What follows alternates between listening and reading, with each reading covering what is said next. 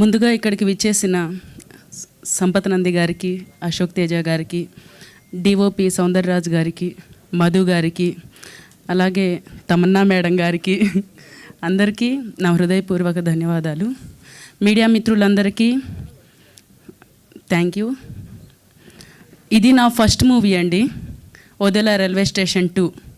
ఇందులో నాకు ఇంత మంచి అవకాశం ఇచ్చినందుకు నిజంగా సంపత్ నంది గారికి శిరస్సు వంచి thank you so much sir.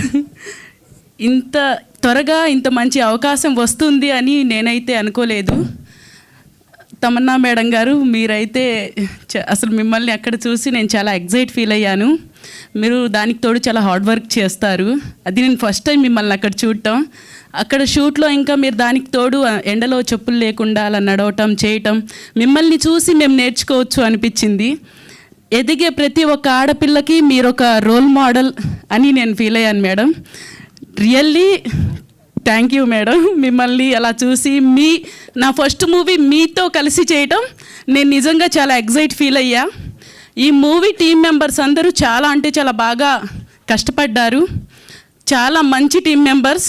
Sampath Nandi sir, మీ టీం మెంబర్స్ చాలామంది చాలా మంచివాళ్ళు. వీళ్ళతో వర్క్ చేసినప్పుడు నాకు కష్టం అనేది అంటే మార్నింగ్ వచ్చి ఈవినింగ్ దాకా కూడా టైం అనేది ఏం తెలియలేదు. మంచిగా అనిపించింది. ఆల్ టీమ్ మెంబర్స్ అందరికీ కంగ్రాచులేషన్స్.